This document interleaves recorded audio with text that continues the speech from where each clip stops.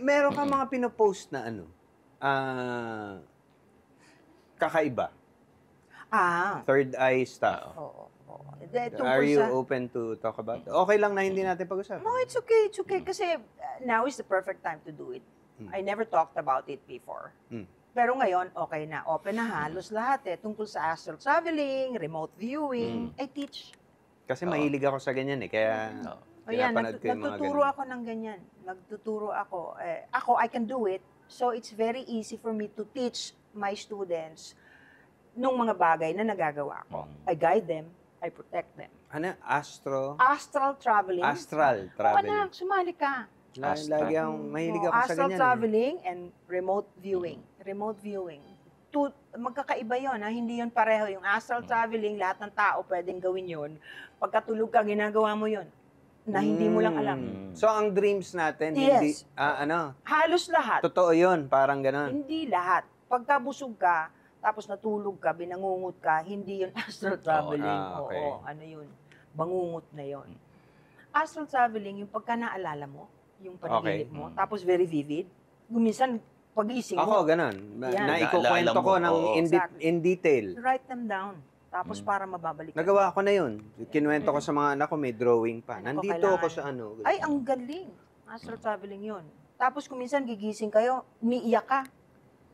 Hindi ba yung ganyan ka pa? Astral traveling yan. Yung gigising ka tapos pagtingin, ay, ang pangit ng katabi ko. Ganun. Iba yun, iba. Anong ibig sabihin? Iba yun. Lasing ka the night before.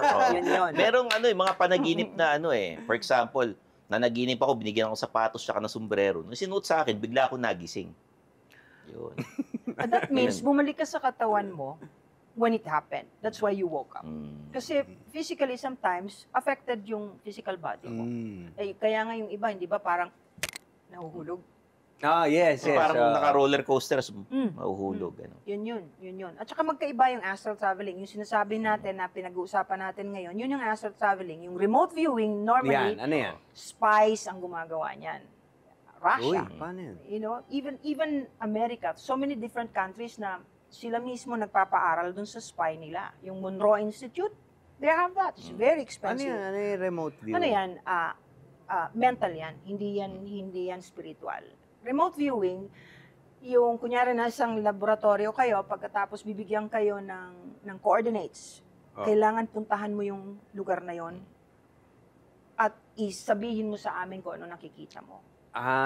Okay. You spy, yung dun sa kalaban. Meron yan. I teach that also. Nang hindi ka pupunta doon? Nang hindi ka pupunta doon. Ano lang yun? Mind control. Mind control. And may proof niyan. Conditioning, mind conditioning. Tama ba? No. You will be taught how to do it properly. And when you can do it, there is a proof because there will be photos proving na kung anong kinuwento mo, yun din ang itsura nung... Matindi. Alam mo kasi nakalagay sa kanyang sa kanyang research, actress, healer.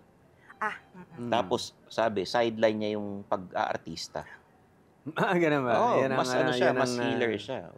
Ay, hindi. Kasi naman, yung akin, I needed a fallback. Ayoko naman ng puro pag-aartista na lang. Hindi ba sabi ko sa inyo, nanay ko ang may gustong artista ako. Ako gusto ko talaga maging sundalo, doktor, piloto.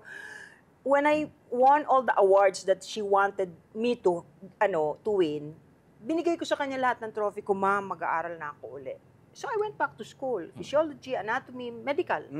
Kailangan kasi may background ka pinanganak naman ako na ganito. So, nagagamit ko yung healing. Yung gift. Oo, yung gift. Nang alam ko yung anatomy. Kasi may background ako. Kasi nag-aaral ako. And then nag-aaral din ako nagre-regress ako. Kasi pwede kang maging hypnotherapist. Nagpunta ako ng Amerika. Nag-aaral ako doon. Nag-graduate ako. So, halo ng spiritual and medical. Yes.